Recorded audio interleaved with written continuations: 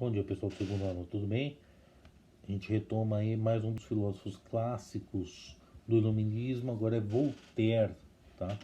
Voltaire é um cara que vive entre 1694 e 1778 e Voltaire era o pseudônimo que ele adotou, o nome dele era François-Marie Arouet e ele foi um cara muito polêmico no contexto que viveu, uma das grandes influências na Revolução Francesa, tá? Para ele, não, ele se incomodava muito com verdades inquestionáveis. Primeiro que ele disse que tudo na história foi revisto em algum momento, tá? A gente vai entender o porquê isso incomoda tanto o Voltaire, né? A princípio ele entende que nós não nascemos com ideias e conceitos prontos em nossa cabeça, né? A gente aprende isso, é uma construção social e, portanto, pode ser desafiado. Nada é imutável, tudo pode ser questionado e, diante de debates, ser alterado, tá? O que ele vai dizer? Que a dúvida não é agradável, a dúvida tira a gente da nossa zona de conforto. Mas ter uma certeza absoluta é absurdo. É absurdo, tá? E como intelectual do iluminismo, né? Ele viveu num período em que estar na igreja pregavam verdades absolutas e estavam sendo fortemente questionados. Então o fato de se vivenciar a defesa de verdades absolutas incomodava demais Voltaire, né? Ele é contemporâneo de Locke ali, né? Ele vive pouco tempo depois de Locke, na verdade. E aí, o que o Locke defendia? Que não existiam ideias inatas, né? Tudo que a gente carrega não nasce com a gente ganha com a experiência.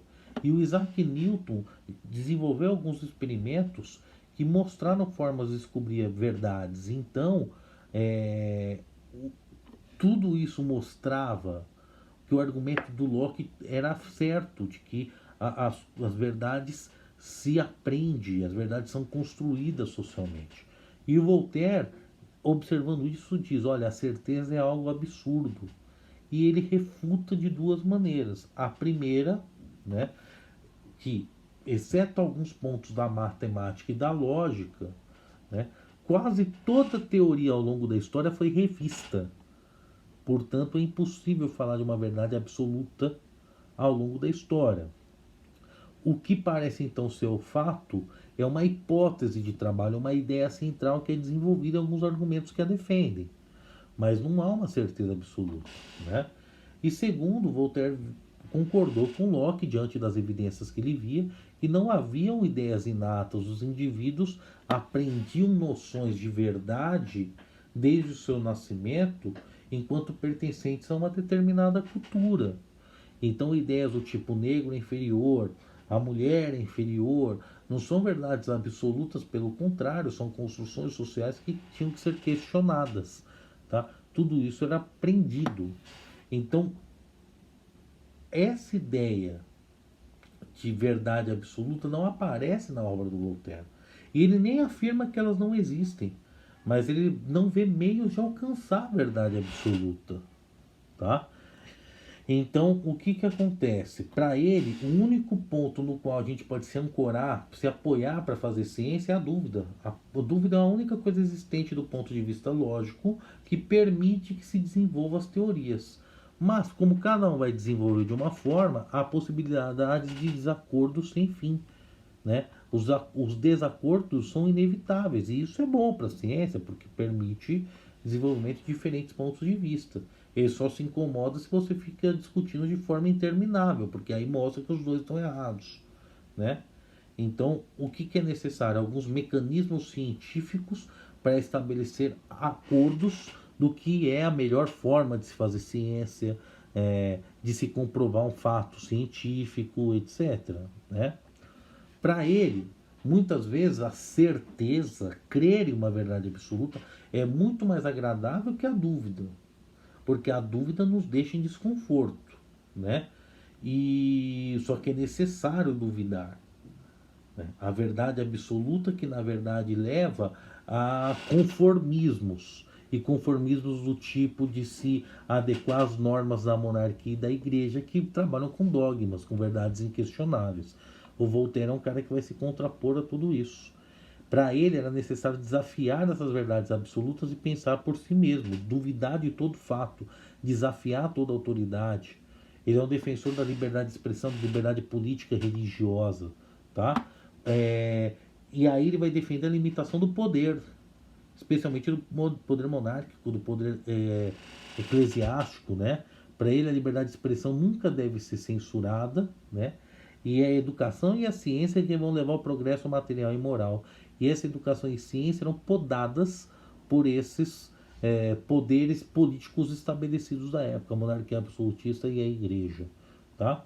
Então, como defensor da liberdade de expressão, ele defende que ele é responsável por frases famosas como discordo do que você diz, mas defenderei até a morte o seu direito de dizê-lo, tá? Isso está no livro dele, o Tratado sobre a Tolerância. Há aqueles que só empregam palavras com objetivos de disfarçar seus pensamentos. Então, ele está atacando a hipocrisia. Voltaire tem um detalhe importante, ele entende que a desigualdade é algo benéfico para a sociedade. Tá? Porque para ele cada qual, desde que tenha as mesmas oportunidades, se desenvolve de acordo com o seu esforço e potencial, e por isso cada um recebe aquilo que merece dentro dessa ideia de desenvolvimento. E aí, para ele, ter uma pessoa que não tem a mesma condição que o outro implica em essa pessoa desfavorecida olhar para o outro e sentir que é hora dela melhorar a sua condição. Isso mantém os níveis de competitividade aceitáveis dentro da sociedade. Mas ele é contra a escravidão, por exemplo. Explorar um cara numa condição de escravo. Tanto é que ele tem uma frase: a felicidade é a única coisa que podemos dar sem possuir, né? E tornar uma pessoa feliz é necessariamente dar-lhe liberdade de expressão, de escolha, etc. e tal. Tanto a escravidão para ele é impensável. Uma discussão prolongada significa que ambas as partes estão erradas. Ele tem essa frase clássica, assim como todo ser humano é culpado do bem que não fez. Então critica a omissão. Todas as riquezas do mundo não valem um bom amigo. Então ele está criticando pessoas que se vendem em nome de qualquer benefício. E o trabalho espanta três males: o vício, a pobreza e o tédio.